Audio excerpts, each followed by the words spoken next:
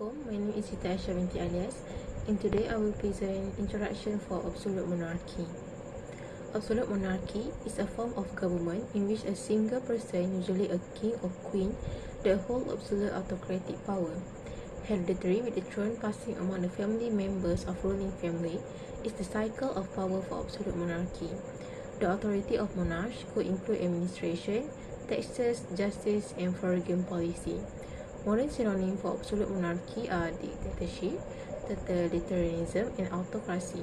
Absolutism is a term used by historians to describe a form of monarchical power that is unlimited by any other institution, such as church, parliament, or social elites. Absolute monarchy from the 16th and 17th century, crises such as the Protestant Reformation and the religious wars.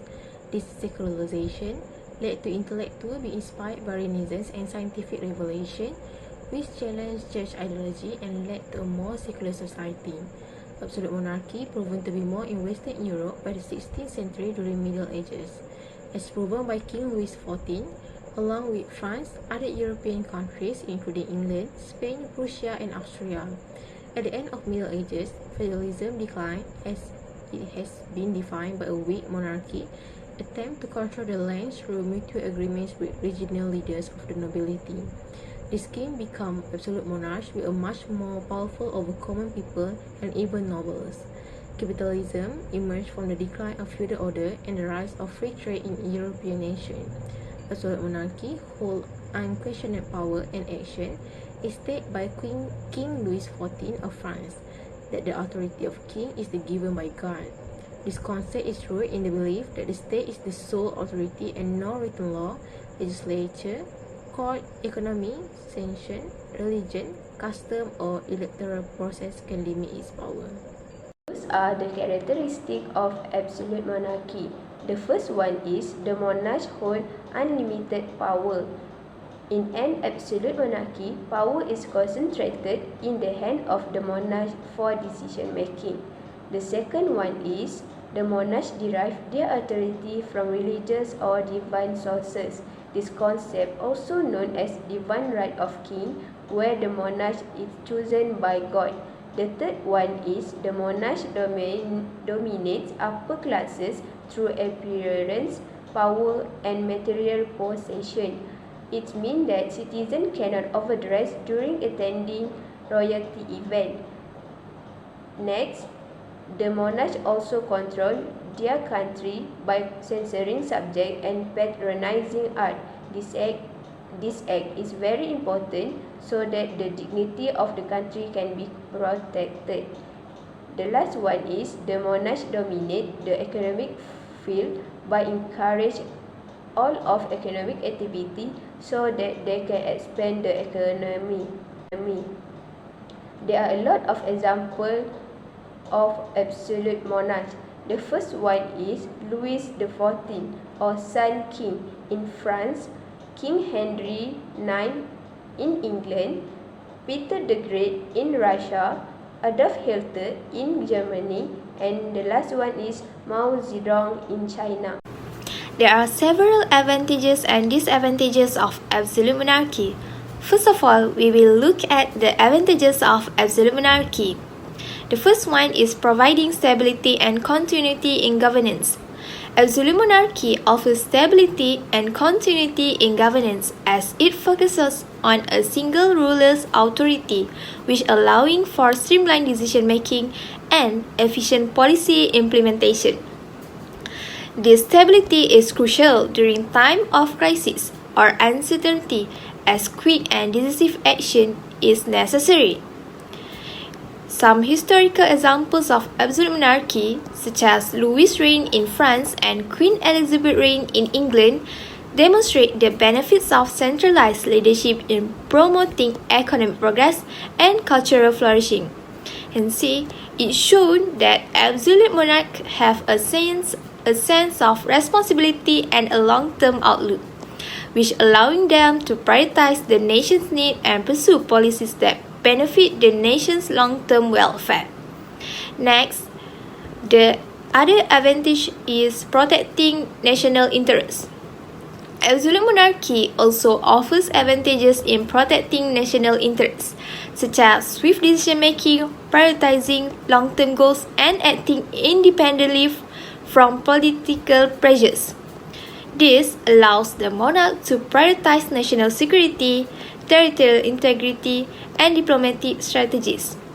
Historical examples include Peter the Great's reign in Russia, which modernized the military, expanded territorial boundaries, and transformed Russia into a major European power. Thus, it is obviously shown that absolute monarchy provides independence, allowing the monarch to make decisions without fear of losing popular support or facing electoral repercussions. Next, let's look at the disadvantages of absolute monarchy. First, we have the lack of representation and accountability. Absolute monarchies are criticized for their lack of representation and accountability, as they focus power on a single ruler, which limiting citizen participation in decision-making processes. This can lead to policies that do not fully reflect the population's needs and ambitions, which potentially causing a schism between the governing elite and the governed. The French Revolution was a result of this lack of representation and unwillingness to address societal issues. Absolute monarchies suppress dissent and resistance, stifling intellectual and societal growth. The other disadvantages of absolute monarchy is succession challenges and incompetent rulers. Absolute monarchy has disadvantages including succession issues and the risk of incompetent monarchs ascending to power. Hereditary monarchs lack of certainty of competent government, which leading to rulers lacking essential abilities, expertise, or attributes. This can result in instability and poor governance, as seen in Russian Romero dynasty. Incompetent rulers can lead to poor decision-making, mismanagement, and corruption, which affecting a country's well-being. Despite providing stability, absolute monarchy also risks inept monarchs lacking the necessary credential or aptitude to govern efficiently. So, I will explain about functions of absolute monarchy. Absolute monarchy is a governance system where a sovereign leader ascends to power through marriage or descent with unlimited sovereignty and no constitutional constraints. They are considered the head of states and governments with divine right. However, historical precedent shows that the backing of others is necessary of absolute monarchy to be effective, as other interests often affect or share power with monarchs. The first function is legislative function. An absolute monarchy has a monarchy with limited legislative power, allowing for quick decision-making and effective response to challenges. This flexibility promotes efficient management during crises and ensures unity and consistency in legislative function. The monarch's limited control raises concerns about concentration and potential abuse. However, this leads to be unified agenda, ensuring coherence in policy making and avoiding deadlock in democratic processes. Next, the second and also the last one for function is defense and security. The absolute monarch is the supreme commander of the armed force, enabling decisive action in national defense and security. This role includes strategic planning, resource allocation, and troop development. However, concerns about uncontrolled militarization and lack of public security exist. The monarch's concentration promotes a unified command structures, reducing internal conflicts and power struggles. Balancing centralized authority and accountability is crucial for maintaining a just society under absolute monarchy. So, I will explain further about transition and decline of absolute monarchy. The transition and fall of absolute monarchy marked significant historical change that have shaped the political landscape of many countries. This process took place in various ways, such as constitutional reforms, revolutions, or external pressure. There are a few transition and decline of absolute monarchy. Firstly, modernization and industrialization. Modernization and industrialization have impacted societal change and power dynamics, creating new social classes and rise. Absolute monarchies struggle to adapt due to their centralized and autocratic nature.